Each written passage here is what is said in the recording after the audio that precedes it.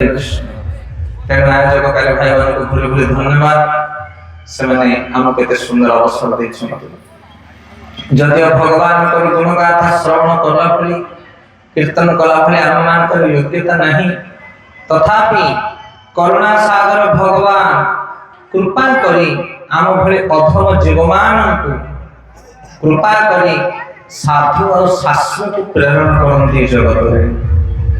ସେଥିପାଇଁ ଶାସ୍ତ୍ରକୁ ଯେତେବେଳେ ଆମେ ସାଧୁଙ୍କ ମୁଖରୁ ଶ୍ରବଣ କରୁ, ସେତେବେଳେ ଆମ ଭଳି ଅଯୋଗ୍ୟ ଜୀବମାନେ ମଧ୍ୟ ଯୋଗ୍ୟ ବିବେଚିତ ହୁଅନ୍ତି ଭଗବାନଙ୍କର ଆରାଧନା କରିବା ପାଇଁ। ସେଥିପାଇଁ କଳି ଯୁଗରେ ସ୍ୱୟଂ ଭଗବାନ ଶାସ୍ତ୍ରକୁ ଅବତାର ରୂପରେ ବର୍ଣ୍ଣନା କଲେ। ଗ୍ରନ୍ଥ ଅବତାର ଭଗବାନ ସ୍ୱୟଂ ଭାଗବତ ରୂପରେ ଅବତୀର୍ଣ୍ଣ ହେଲେ। ଆଉ ସେଇ ଭଗବାନ এই ଭାଗବତକୁ ପ୍ରତିଟି ଜନମାନସ ଭିତରେ ଶିକ୍ଷା ଦେବା ପାଇଁ ସ୍ୱୟଂ ନିଜେ ଆଚରଣ କରି ଏ ଜଗତକୁ ଶିକ୍ଷା ପ୍ରଦାନ କଲେ ଗୌରାଙ୍ଗ ମହାପ୍ରଭୁ ରୂପରେ। ସେଥିପାଇଁ ଚୈତନ୍ୟ ମହାପ୍ରଭୁଙ୍କୁ ଯଦି ଆମେ ଜୀବନରେ ବରଣ କରିବା, ଶ୍ରୀମଦ ଭାଗବତ ମହାପୁରାଣ ଗ୍ରନ୍ଥକୁ ଯଦି ଆମେ ଗ୍ରହଣ କରିବା, ତାହେଲେ ଆମେ ନିଶ୍ଚିତ ଭାବରେ ମନୁଷ୍ୟ ଜୀବନକୁ ସାର୍ଥକ କରିପାରିବା। ଯାଅ ଭାଗବତ ପଢ଼ বৈষ্ণবের স্থানে, যাও ভাগবত পড় বৈষ্ণবের স্থানে, যাও ভাগবত পড় বৈষ্ণবের স্থানে,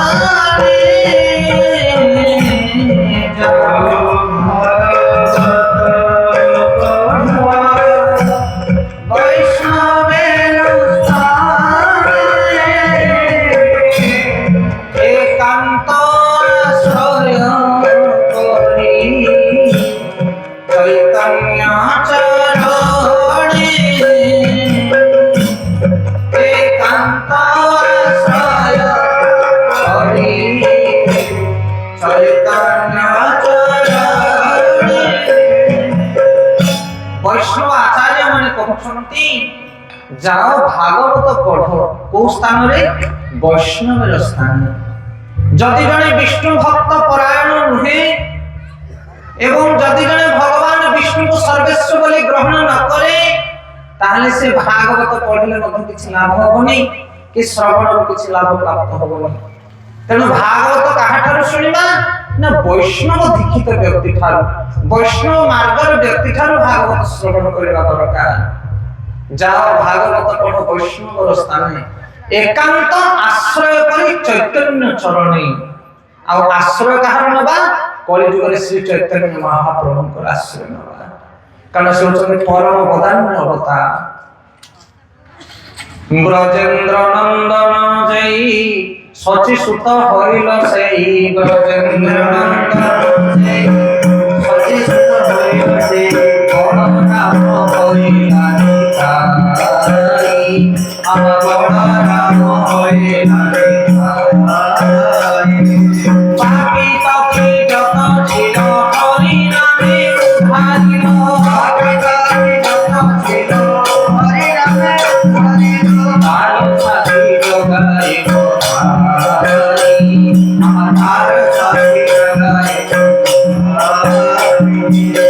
আচার্য কহନ୍ତି ব্রজেন্দ্র নন্দন ভগবান কৃষ্ণ কলি যুগরে চৈতন্য মহাপ্রভু রূপে আসিলে। ব্রজেন্দ্র নন্দন যেই শচী সুত হইলে সেই বলরাম হইলে নিতাই। এই যে সুন্দর ব্যবস্থা করা হয়েছে নিত্যানন্দଙ୍କର জন্ম উৎসব ପାଇଁ, 2 দিন তলে গলে নিত্যানন্দ ত্রয়োদশী। সেটাই হচ্ছে স্বয়ং বলরাম, স্বয়ং লক্ষণ। কিন্তু লক্ষণ কেতে পরাক্রমী, টিকিয়ে পাপକୁ ମଧ୍ୟ ସେ କ୍ଷମା କରନ୍ତି ନାହିଁ। ଲକ୍ଷଣ ମହାବଳଶାଳୀ, ମହାପରାକ୍ରମୀ। ଆଉ ବଳରାମ ମଧ୍ୟ ତଦ୍ରୂପ, ଟିକେ କଣ ହେଲେ ହଳମୁସଳକୁ ଉଠେଇବେ। କିନ୍ତୁ କଳି ଯୁଗରେ ଚୈତନ୍ୟ ମହାପ୍ରଭୁ ଆସିଛନ୍ତି, ଆଉ ନିତ୍ୟାନନ୍ଦ ଆସିଛନ୍ତି, ପରମ କରୁଣା ଅବତାର। ପାପୀ ତପୀ যত ছিল হরি নামে উদ্ধারিল। ভগবান চৈতন্য মহাপ্রভু পাপী তপী দেখନ୍ତି ନାହିଁ, কিন্তু ভগবান কৃষ্ণ পাপী ମାନଙ୍କୁ বিনাশ କରନ୍ତି। পরিত্রাণায় সাধুনা বিনাশায় চ দুষ্কৃতম ধর্ম সংস্থাপনার্থায় সমভবান যুগে যুগে। भगवान जुग जुग आसंती पापी मान को विनाश करी संत मान को पालन करती किंतु कली जुग रे भगवान आसना पापी मान को विनाश करिया पाए पतित पावन गौर निताय से आसने समस्त उद्धार करिया पाए तेणु ए कली जुग रे जने जते अधम व्यक्ति हो जते कुकर्म करि थाउ जते दिनहीन हेई थाउ जदि से चैतन्य महाप्रभुଙ୍କର आश्रय निये ताहले महाप्रभु ताको उद्धार करिवे आ महाप्रभु कोन देबे तांको हरि नाम देबे आणी छी औषधि माया नसीबार लागी आणी छी औषधि माया नसीबार लागी अरे हरि नाम लियो तुम्हें लागी हरि नाम चैतन्य महाप्रभु मेडिसिन आनछन मानक पई औषधि कोन से औषधि ना हरि नाम आनीछे औषधि माया नासीबार लागि हरि नाम महामंत्र लियो तुमी मागी तेणु कली जुग रे जने जेते अधम पापी पंकिल जीव हेले मध्य जदि भगवान करे मेडिसिन के खाइबो ताले तार सब पाप तक नष्ट हो जायो कोन से मेडिसिन हरि नाम संकीर्तन ता पई ज्ञान गारिमा दरकार नाही समस्त भगवान कर नाम नै पारिबे मूर्ख पंडित विज्ञ अज्ञ नारी पुरुष शिक्षित अशिक्षित आबाल वृद्ध वनिता धनी गरीब कला गोरा कौन से भेदभाव नहीं भगवान कर नाम समस्त नहीं पारे किछि नीति नियम नहीं महाप्रभु कहले स्तोत्रार्पित नियमित स्मरणेन काल नामकारी बहुधा सर्वशक्ति स्तोत्रार्पित नियमित स्मरणेन काल एतादृशी तव कृपा भगवान ममापि दुर्दैव विध्रुसमिह जानिना अनुराग महाप्रभु कहले हे भगवान आपण करुणार वरुणालय आपण होतनी करुणा सिंधु करुणा सागर आपण ए कलिर जीव मान को उद्धार करिया पई भगवान को नाम देछनी नाम भीतर सब शक्ति रहिछि भगवान को नाम रे समस्त शक्ति अछि किंतु तथापि आम भली दिनहीन अयोग्य व्यक्ति माने से नाम को ग्रहण करि पारनांती भगवत नाम सुलभ जिह्वाच बचवर्तिनी तथापि नरके जानती किम आश्चर्य अतपर भगवान का नाम होछि सुलभ समस्तंग पई आ जिह्वाच बचवर्तिनी जिह्वा हम हातर कथा नाव काठू धार मागिया पडुची हरि बोलो आइ तुमे हरि नाम करो काको धार मागियो कि पाटीटा जीवटा देइथा बोली आम हातरे आम पाटी आम जीव आमे चाहिले दिन सारा भगवान का नाम करि परिबा काम करो नाम करो ना कोन कहचोनी अरे कहले भगवत नाम सुलभ जिह्वाच बचवर्तिनी तथापि नरके जानते लोक माने कि आश्चर्य तपर आठ बड़ आश्चर्य कौन अछि तथा कली जुग रे भगवान चैतन्य महाप्रभु स्वयं कृष्ण नित्यानंद प्रभु स्वयं बलराम औषधि नै के आछंती कली जुग रे मनुष्य मान को पई से होछि हरि नाम जदि जने व्यक्ति हरि नाम को ग्रहण करे तार सब पाप विनाश हो जिवो तथापि लोक माने हरि नाम ग्रहण करंती नै काहे कि कारण तांको प्रति श्रद्धा नहीं श्रद्धा नहीं जदि भगवान कर नाम प्रति रुचि श्रद्धा ज्ञान उत्पन्न हुए ताहले मनुष्य हरि नाम को छाड़ी बंची पारिबो नहीं गोटे गाँ रे गोटे पुओ पिला थाए आर मंडल गोटे झियो पिला थाए सबले देखा चाहा होंती किंतु जो दिन तांको दुई जनकर विवाह प्रस्ताव हे गला तापर दुई जन ताको दुई जन को लाज करिवे ना नहीं ताकू ये देखिले अलग प्रकार भाबिबो आकू ये से देखिले अलग प्रकार भाबिबो अरे तुम तो पिला दिन रे एई गाँ रे पढिथिलो पुओटा झियोटा सबले स्कूल को पाठ पढि जाउथलो देखा चाहा होतलो काई एबे काई एडे लाज कोन काई कारण संबंधटा तयारी हे गला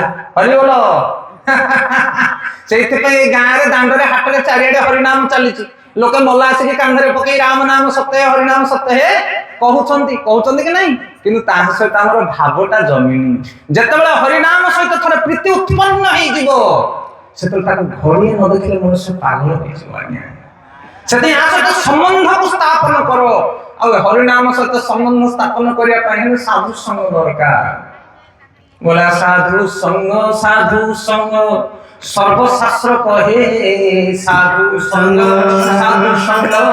सर्वशास्त्र कहे अरे लोभे मात्र साधु संग सर्वसिद्ध होए लोभे मात्र साधु संग सर्वसिद्ध होए सेतमै जदि जीवन रे मनुष्य साधु संग करिवो ताहे से सिद्धि प्राप्त होबो अरे ब्रह्मांड भ्रमिते आरो कौन वस्तु नहीं ब्रह्मांड भ्रमिते ଆଉ ସାଧୁ ସଙ୍ଗେ ହରି କଥା ଏହି ମାତ୍ର ଚାହି ସାଧୁ ସଙ୍ଗେ ହରି କଥା এই জগତରେ জীব যেତେବେଳେ ସାଧୁ ସଙ୍ଗରେ ହରି କଥା ଶ୍ରବଣ କରିବ, ଭଗବାନଙ୍କର ନାମ ବିଷୟରେ ଶୁଣିବ, ଭଗବାନଙ୍କର ମହିମାକୁ ଶ୍ରବଣ କରିବ, ଆଉ ଜଗତରେ ତାକୁ କୌଣସି ଜିନିଷ ସ୍ୱାଦ ଦେଇପାରିବ ନାହିଁ। ହରି ନାମେ କି ରସ ଅଛି ପାନ କଲା ଲୋକ ସିନା ଜାଣିଛି। ରୁକ୍ମିଣୀ ମା ରୁକ୍ମିଣୀ କେବେ କୃଷ୍ଣଙ୍କୁ ଦେଖିନଥିଲେ, କିନ୍ତୁ ଭଗବାନ କୃଷ୍ଣଙ୍କ ବିଷୟରେ ସାଧୁ ସନ୍ଥ ମାନଙ୍କ ଠାରୁ ଶ୍ରବଣ କରି ତାଙ୍କ ହୃଦୟରେ ଏତେ ପ୍ରୀତି ଉତ୍ପନ୍ନ ହେଲା, ଏତେ ପ୍ରେମ ଉତ୍ପନ୍ନ ହେଲା, ପିତାଙ୍କୁ କହିଲେ କୃଷ୍ଣଙ୍କ ଛଡା ମୁଁ ଆଉ କାହାକୁ ବିବାହ କରିବି ନାହିଁ। ସେଥିପାଇଁ ଏତେ ଆକର୍ଷଣ ଭଗବାନଙ୍କ ପାଖରେ ଅଛି। ସେ ମଦନ ମୋହନ ଏ ଜଗତର ସମସ୍ତଙ୍କୁ ଆକର୍ଷଣ କରିପାରନ୍ତି, କିନ୍ତୁ ତାଙ୍କ ସହିତ ସମ୍ବନ୍ଧ କେତେବେଳେ ହବ ନା ଯେତେବେଳେ ଜୀବ ସାଧୁ ସଙ୍ଗରେ ବସି ଭଗବାନଙ୍କର କଥାକୁ ଶ୍ରବଣ କରିବ, ତା ଜୀବନରେ ସବୁ ସାଫଲ୍ୟ ହେଇଯିବ, ଆଉ କିଛି ବାକି ରହିବ ନାହିଁ। ଭାଗବତ ମହାପୁରାଣରେ 18,000 ମୁନି ଋଷି ମାନଙ୍କର ପ୍ରାଙ୍ଗଣରେ ସୁତ ଗୋସ୍ୱାମୀ ନୈମିଷାରଣ୍ୟରେ ସୌନକାଦି ଋଷି ମୁନି ମାନଙ୍କୁ କହୁଛନ୍ତି ହେ ମୁନି ମାନେ, ହେ ଋଷି ମାନେ, এই জগତରେ ସମସ୍ତଙ୍କର ପରମ ମଙ୍ଗଳ ସେତେବେଳେ ହେଇପାରିବ ଯଦି ଜଣେ ଭଗବାନଙ୍କୁ ଭଲ ପାଇବ। ଆମେ ଜଗତରେ ଅନେକ ବସ୍ତୁକୁ ଭଲ ପାଇଛେ, କିଏ ନିଜର ଧନକୁ, କିଏ ନିଜର ପୁତ୍ର କନ୍ୟା ମାନଙ୍କୁ, କିଏ ନିଜର ଶରୀରକୁ, କିଏ ନିଜର ମାନ ମର୍ଯ୍ୟାଦାକୁ, କିନ୍ତୁ ଦୁଃଖ ପାଉଛେ, କଷ୍ଟ ପାଉଛେ, ଯନ୍ତ୍ରଣା ଭୋଗ କରୁଛେ। ଯେତେବେଳେ ଆମେ ଭଗବାନଙ୍କୁ ଭଲ ପାଇବା, ଭଗବାନଙ୍କ ବିନା ଗୋଟିଏ ମୁହୂର୍ତ୍ତ ବଞ୍ଚି ନ ପାରିବା, ସେତେବେଳେ ଆମର ମଙ୍ଗଳ ହୁଏ, ଜଗତର ମଙ୍ଗଳ ହୋଇପାରିବ। ସେଇଥିପାଇଁ ସୁତ ଗୋସ୍ୱାମୀ ସୌନକାଦି ଋଷି ମୁନି ମାନଙ୍କୁ କହୁଛନ୍ତି ଜଗତଟାକୁ ଭଗବାନ ତିଆରି କରିଛନ୍ତି। ହଜାର ହଜାର ମନୁଷ୍ୟ ମାନେ ବାସ କରୁଛନ୍ତି, କୋଟି କୋଟି ମନୁଷ୍ୟ, ଆଉ ସେମାନଙ୍କୁ ଶାନ୍ତି ପାଇବାର ଗୋଟିଏ ମାତ୍ର ଉପାୟ କଣ କି ଭଗବାନଙ୍କର ସେବା କର, ଭଗବାନଙ୍କ ପ୍ରତି ରୀତି ପ୍ରତୀକ ବଢାଅ। ରତି ପ୍ରୀତି ଭଗବାନଙ୍କ ପ୍ରତି ନ ବଢିଲେ এই ଜଗତରେ କେହି ସୁଖୀ ହେଇପାରିବେ ନାହିଁ। अतः ब्रह्मविद श्रेष्ठ वर्णाश्रम विभागस स्व अनुष्ठित हि धर्मस्य संसिधि हरितोषण। कहले सुत गोस्वामी कहते जगत रे जो वर्णाश्रम तैयारी हेछि, मनुष्य समाज को जो भगवान तैयारी करछंती, यार लक्ष्य होछि कोन ना हरितोषण, भगवान कृष्ण को प्रसन्न करबा पय मनुष्य जन्म तैयारी हेछि। जदि आमे हमर निजर कार्य द्वारा, भावना द्वारा, चिंता द्वारा आमे भगवान को प्रसन्न करबा, ताहले हम मनुष्य जीवन सफल हबो। अतः पृथ्वी द्विजश्रेष्ठ वर्णाश्रम, ए जगत अनेक प्रकार लोक अछंती, चारि वर्ण चारि प्रकार, चारि वर्ण चारि आश्रम, ना नहीं ताको कहा जाय वर्णाश्रम धर्म। कोन चारिटा वर्ण? ब्राह्मण, क्षत्रिय, वैश्य और शूद्र। किसी ब्राह्मण लोक अछंती, किसी क्षत्रिय लोक अछंती, किसी वैश्य अछंती, किसी शूद्र अछंती, आ ब्रह्मचारी, गृहस्थ, वानप्रस्थ, सन्यास, ये हेला चारि आश्रम, चारि वर्ण चारि आश्रम। आपको के तैयारी करछे? भारत सरकार ना अमेरिका सरकार? आपको के तैयारी करछे? ब्राह्मण, क्षत्रिय, वैश्य, शूद्र? आपको भगवान तैयारी करछन। गीता रे भगवान कहले चतुर्वर्ण मया सृष्ट गुण कर्म विभाग मुए वर्णाश्रम को तैयारी करछि। आ केमिति विभाजन करा हो, किए ब्राह्मण, किए क्षत्रिय, किए ब्रह्मचारी, किए गृहस्थ, केमिति तैयारी करा हो, बछा हो केमिति ना ब्राह्मण रो पुओ ब्राह्मण न कि क्षत्रिय रो पुओ क्षत्रिय न, गुण और कर्म थिबा दरकार। ब्राह्मण पाखरे ब्राह्मण गुण रहिबा दरकार, और क्षत्रिय पाखरे क्षत्रिय रो गुण रहिबा दरकार, तार कर्म करूथिबा दरकार ना। आ कर्म न कले कि ब्राह्मण कि क्षत्रिय, गुण कर्म विभाग। सेते मनुष्य समाज रे जदि आमे निजर कर्तव्य को संपादन न करबा, ताहले संसार एपट सेपट हो जीवो, ना तुमे सुखी पाइबो ना के सुखी पाइबे। जदि सकाळ पाइले मां माने चुल्ली न लगाइबे, रोसई न करिवे, घर चलिबो? हरि बोलो। मां माने कहबे आज अलुसुआ लागुच, आज रोसई करिबानी, सब चावल गणने चोबई खाओ। कोन बाबू माने हबो कि? पनिपरिया कटा पनिपरिया खाइ जाओ, हबनी। जहाँ काम से करिया पड़िबो। सकाळ पाइले महाकुड़ गौड़ लोक आसिकी गाई को फिटे कि तार जंगल को से धरिकी जीवो। आ गाई जदि गौड़ न नेला ताहले भे भे रडी छाड़िबे से माने। जहाँ काम सकाळ पाइले से आरंभ कर दवार अछि। ଆଜିକାଲି ସମାଜରେ କିଏ କାହା କର୍ମ ଠିକ ଭାବରେ କରିପାରୁନି, ସେଇଥିପାଇଁ ସମାଜରେ ବହୁତ ବିଶୃଙ୍ଖଳା ସୃଷ୍ଟି ହେଉଛି। ଯେତେ ରୋଜଗାର କରୁଛେ, ଯେତେ ଧନ ରୋଜଗାର କରୁଛେ, ଗାଡି ଘୋଡା ଘର ଦ୍ୱାର ଖାଦ୍ୟ ପଦାର୍ଥ ସବୁ ସୁବିଧା ହେଇଗଲାଣି। ଗାଁକୁ ଆସିବା ପାଇଁ ଏଡିକି ଏଡିକି ରୋଡ ଥିଲା, ଏବେ ଏଡେ ଏଡେ ରୋଡ ହରିଗଲ। ଗୋଟେ ଦିଟା ମୋଟର ଗାଡି ନଥିଲା, ଏବେ କାର ଗଣ୍ଡା ଗଣ୍ଡା। ନା ନାଇଁ, ଚାଷ କରି କରି ଥକି ଯାଉଥିଲେ ଲୋକ, ଧାନ 8-10 ବସ୍ତା ହଉନଥିଲା, ଏବେ ବସ୍ତା ବସ୍ତା ଧାନ। ତଥାପି ଦୁଃଖ ସରୁନି, ତଥାପି ଲୋକ ଆତ୍ମହତ୍ୟା କରିକି ମରୁଛନ୍ତି। ଭାଇ ଭାଇ ଭିତରେ ଝଗଡା, ହରେ କୃଷ୍ଣ, ଶାନ୍ତି ନାହିଁ, ପବିତ୍ରତା ନାହିଁ। ଆପଣ ମାନେ ଯାଇକି ଦେଖନ୍ତୁ, ମେଡିକାଲ ମାନଙ୍କୁ ଯିବେ, ହଜାର ହଜାର ଲୋକ ଛଟପଟ ହଉଛନ୍ତି ଯନ୍ତ୍ରଣାରେ। ସକାଳ ପାଇଲେ ନ୍ୟୁଜ ପେପର ଦେଖନ୍ତୁ, ଆକ୍ସିଡେଣ୍ଟ ହେଇକି ଲୋକ ମରୁଛନ୍ତି, କିଏ କାହାକୁ ମାରିଦେଲା, କିଏ କୋଠି ମରିଗଲା, କିଏ ଆତ୍ମହତ୍ୟା କରିଦେଲା। ଏମିତି କଣ ପାଇଁ ହଉଛି? କଣ ଅଭାବ କଣ? ନା ସ୍ୱଧର୍ମକୁ ମନୁଷ୍ୟମାନେ ଆଚରଣ କରୁନାହାନ୍ତି। ସେଥିପାଇଁ ଯେତେବେଳେ ଆମେ ସତ୍ସଙ୍ଗରେ ବସିବା, ଶାସ୍ତ୍ରକୁ ଶ୍ରବଣ କରିବା, ସେତେବେଳେ ଆମେ ଜାଣିପାରିବା ମୋର ଡ୍ୟୁଟି କଣ। ଆଉ ନିଜର କର୍ତ୍ତବ୍ୟକୁ ଯଦି ଜଣେ କରିବ, ତାହେଲେ ସେ ବଡ଼ ଆନନ୍ଦର ସହିତ ଜୀବନ ନିର୍ବାହ କରିବ। ଆଉ ବ୍ରହ୍ମାଣ୍ଡରେ କୌଣସି ଜିନିଷ ତମକୁ ଆନନ୍ଦ ଦେଇପାରିବ ନାହିଁ। ସ୍ୱଧର୍ମ, ନିଜର କର୍ତ୍ତବ୍ୟ କର୍ମ ଆମେ ଜାଣିନା। ମୁଁ ଉଦାହରଣ ବାରମ୍ବାର ଦିଏ, ଇଏ ହଉଛି ମାଇକ୍ରୋଫୋନ ଷ୍ଟାଣ୍ଡ। ଏଟା କଣ ପାଇଁ ତିଆରି କରୁଛି କମ୍ପାନୀ? ଏ ଫୋନ ଧରିବା ପାଇଁ। ଏଇଟାକୁ ନେଇକି ଡାଲମା ହାଣ୍ଡିରେ ପୁରେଇଲେ କଣ ହବ? ହରିଗଲ। ହବ କି? ନା ହବ ନା, ଏଟା ତ ସିନେମା ଦେଖାଯାଉଛି। ଆଉ ଦେଖାଗଲେ କଣ ହବ? ତା କାମ ଅଲଗା, ତା କାମ ଅଲଗା ନା। ସେଇଟାକୁ ଆଣିକି ଏଠି ଠିଆ କରିକି ଏଟାକୁ ବାନ୍ଧିକି କଥା କରିବା, ହବ କି? ସେ ଯୋଉ କଣ କହନ୍ତି ତାକୁ, ପଲଟା, ଏଟା ହବନି। ଯାହା କାମ ପାଇଁ ତାକୁ ଭଗବାନ ତିଆରି କରୁଛନ୍ତି। ସେଥିପାଇଁ ଆମ କାମ କଣ? ଆମେ କଣ କରିବା ଦରକାର? ଯଦି ଗୋଟିଏ ମନୁଷ୍ୟକୁ ଆଜି କଳିଯୁଗରେ ଠିଆ କରିବା, ପଚାରିବା ତମେ ବ୍ରାହ୍ମଣ ନା କ୍ଷତ୍ରିୟ ନା ଶୂଦ୍ର ନା ବୈଶ୍ୟ, କଣ ତମେ? ସେ ଉପରକୁ ତଳକୁ ଅନେଇବ। ଏଇ ଜାଗା ନୂଆକିରି ୱାର୍ଡ ମୁଁ ସବୁ ଶୁଣୁଛି। ସେଇଟା ବୋଲେ କଣ ସେ ପଚାରିବ ଆଗେ? କହିବ ତମେ ବ୍ରହ୍ମଚାରୀ ନା ବାନପ୍ରସ୍ଥ ନା କ୍ଷତ୍ରିୟ ନା ସନ୍ନ୍ୟାସ ନା କଣ ତମେ? ବର୍ଣ୍ଣାଶ୍ରମ ଧର୍ମ ଆଜିକାଲି କାହାକୁ ଜଣା ନାହିଁ ସଠିକ ଭାବରେ। ମୁଁ କିଏ, ମୋର କର୍ତ୍ତବ୍ୟ କଣ? ଆଉ କରିବା କଥା ତ ଦୂର କିବା। କଣ ବୁଝିପାରୁଛନ୍ତି? ସେଥିପାଇଁ ଆମେ ଦୁଃଖୀ, ସେଥିପାଇଁ ଆମେ ଦୁଃଖୀ। ଆଜି ବର୍ଣ୍ଣନା କରିବା ଆମେ ପ୍ରକୃତରେ ଆମର କର୍ତ୍ତବ୍ୟ କଣ। ଯଦି ଆମ ଡ୍ୟୁଟି ଆମେ ସଠିକ ଭାବରେ କରିଛେ, ତାହେଲେ ଆମକୁ ବି ବରାବର ଲାଭ ମିଳିବ, ଆମକୁ ଠିକ ଫାଇଦାଟା ମିଳିବ। କେହି ସେଥିରୁ ଆମକୁ ପୁରସ୍କୃତ କରିପାରିବେ ନାହିଁ।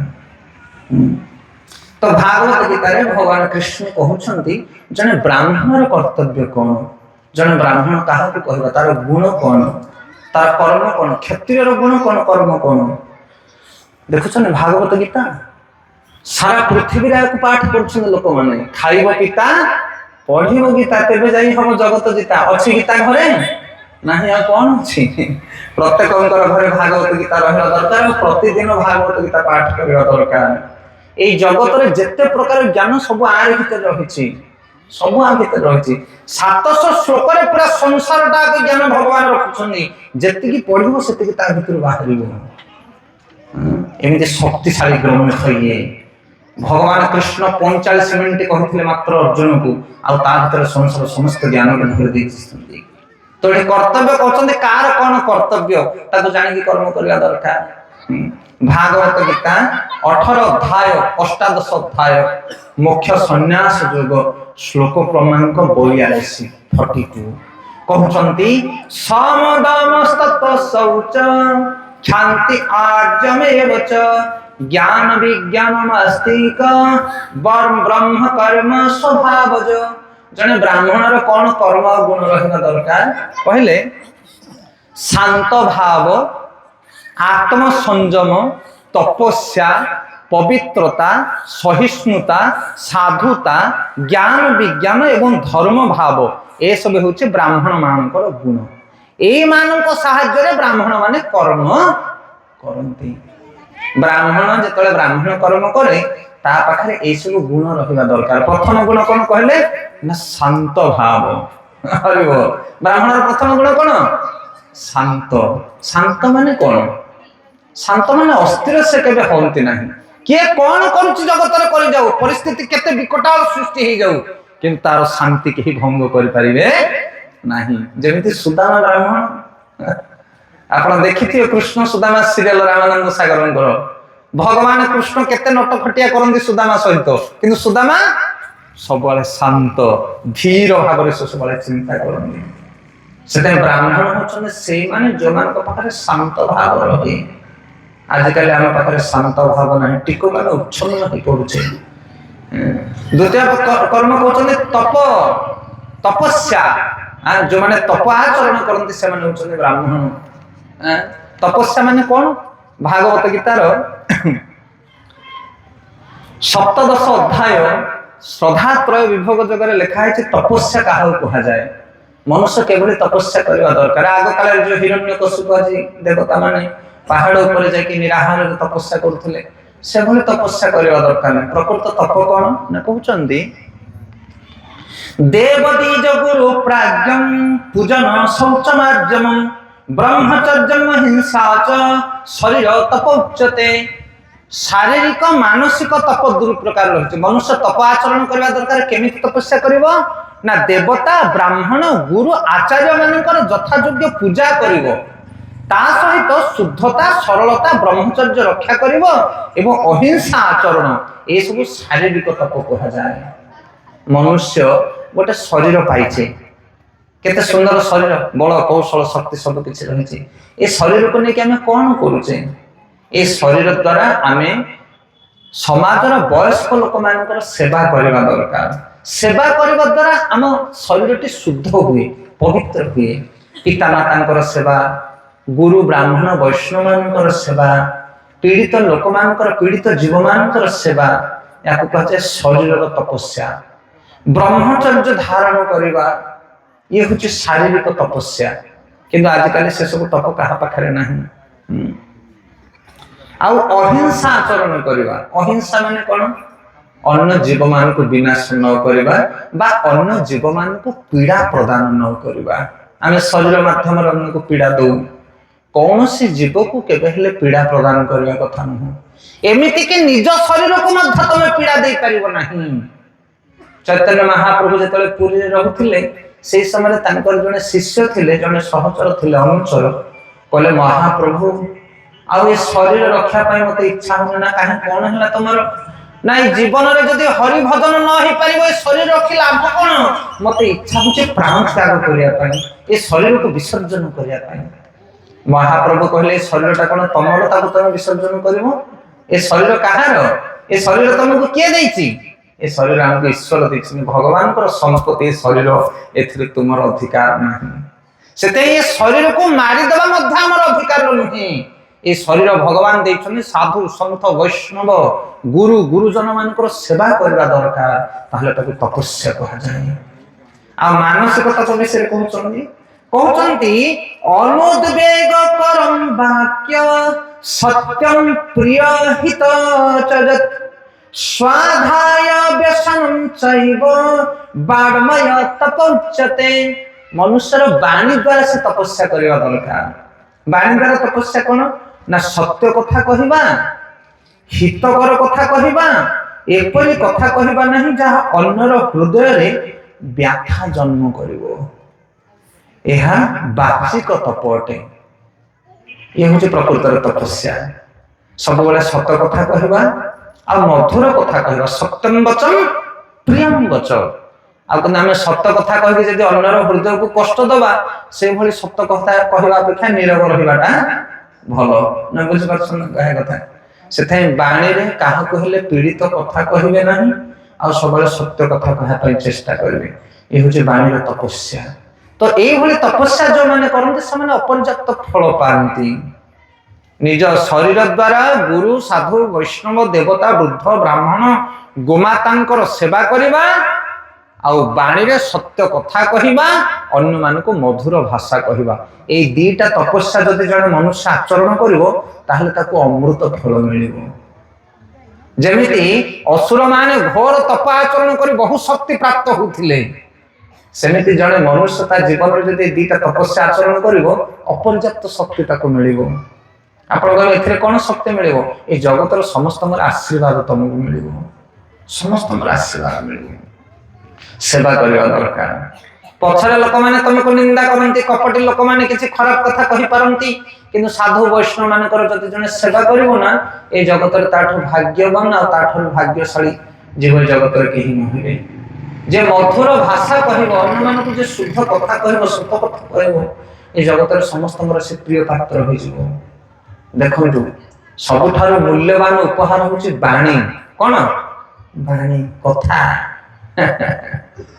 कथा देकी तुम मनुष्य को किणी दे पार द्रव्य देकी किणी पार किणी पार कि ना तुम्हें कौन दो तुम्हें जहाँ दो तुम मूल्यवान जिन से देदेव ऋण मुक्त हो गला सी कि मधुर कथा को जमी खोज से तुमको मन पकड़ से तुमको अन्यर सेवा कर अन्य को मधुर कथा कह से बड़ तपस्या आईटा कौ मैंने करवा दरकार ब्राह्मण मैंने करवा दरकार ये जो आप देखुं नित्यानंद प्रभु आविर्भाव तिथि गला बापा ना हूँ हड़ाई पंडित एक चक्र गान चैतन्य चरितामृत चैतन्य भागवत वर्णना कराउची हड़ाई पंडित ब्राह्मण श्रेष्ठ थिले आ से एमिति तांकर गुण थिला एते सुंदर चरित्र थिला से खंडमंडल रे जत्ते ब्राह्मण एवं जत्ते अन्य जाति लोक माने थिले समस्त तांको चरण रे आश्रय नथिले आपण हमर मालिक आपण हमकु शासन करंतु कारण ब्राह्मण माने होछन्ते लीडर ए जगतर ब्राह्मण माने ज्ञानदाता ब्राह्मण माने होछन्ते गुरु जे देखिबो तांको चरण रे मत तार मत नतमस्तक हवा दरकार ब्राह्मण माने जुआडे जिबे जगत को पवित्र करिवे बहुत बड़ बड़ राजा महाराजा माने मध्य ब्राह्मण को देखले दंडवत करिवे केमिति कारण तांको पाखरे से गुण थिबा दरकार आजकल से गुण ब्राह्मण पाखरे नाही सेते शांत सत्यवादिता तपस्या तांको देखिले जमिति तांको गुण को देखि जनकर मुंड नचिबा दरकार काहे से गुण ब्राह्मण मानकर सेति पय ब्राह्मण मान को केही सम्मान दो नाहंती सेति पय समान को बाणी को केही ग्रहण करू नाहंती आ संसार रे अनार्य घटी जाई छी कारण गुरु जोठी दूषित हेले आ शिष्य को सेठी सशक्त होई पारिबे कारण जगतर गुरु होछन ब्राह्मण ए ब्राह्मण रो गुण को होछन भगवान पवित्रता सहिष्णुता सहनशीलता ब्राह्मण पाखरे रहिबा दरकार साधुता साधुर समस्त गुण ब्राह्मण पाखरे रहिबा ज्ञान विज्ञान जहाँ प्रश्न अच्छे पचारिबो तार उत्तर देवे ब्राह्मण माने खाली उत्तर देबेनी पूरा साइंटिफिकली कज वैज्ञानिक प्रमाण दे तुमको बुझे देवे जे एटा एमिति करबा दरकार शास्त्र अध्ययन करबा दरकार वेद अध्ययन करबा दरकार जहाँ प्रश्न पचारिबा ब्राह्मण माने तार उत्तर देबा दरकार ताहले खंडमंडल समस्त व्यक्ति माने ब्राह्मण को सेवा करिवे तांको कथा माने तांको निर्देश को पालन करिवे हरे कृष्ण तो जे ब्राह्मण रो गुण तापर कहते क्षत्रिय रो गुण कोन ना शौर्य तेज धृति दाक्ष युद्धे च पलायनम दान मिश्वरम भावस्य क्षत्रिय कर्म स्वभाव जो क्षत्रिय माने के जो माने राजवंशी राजनेता जो माने राज्य को परिचालना करूछंती सेमान को पाखरे कोन गुण रहिबा दरकार भगवान कहउछंती